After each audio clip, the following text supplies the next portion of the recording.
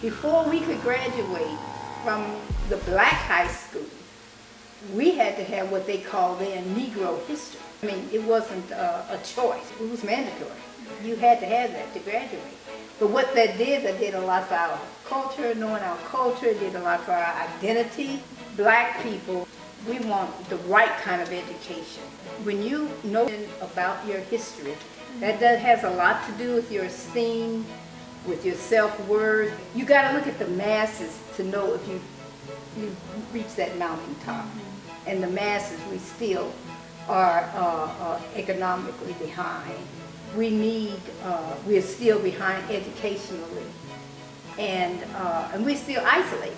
There's resegregation of the schools, of the communities. We have to start somewhere. We cannot continue to wait on a miracle or a leader. We have to start within ourselves. What you do with your children, what you do within your neighborhood, within your family. We need to start in the church. In this civilization that we have now, it's a different kind of poverty. It's more of a poverty of the mind rather than poverty of just income.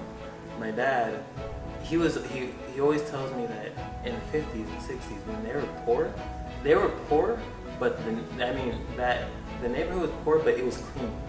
Yeah, like the neighborhood was clean. It wasn't trashy. It was, people dressed up nicely still. Interesting. Whereas now, when you go to the ghetto, it's trash everywhere, beaten down cars, graffiti everywhere. So it's more of a mental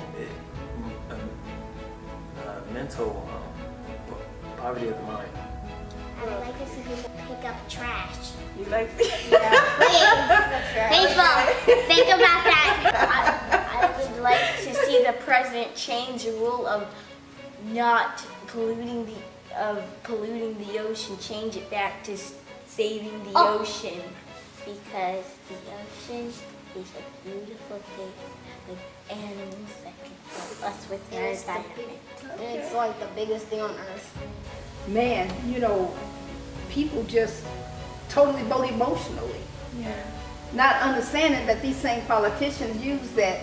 They have to depend on us to fight amongst ourselves. They depend on us to be not knowledgeable, and they are emotional about topics. And it doesn't matter whatever injustice we see. We need to all stay very mindful, and we need to all consider ourselves as activists.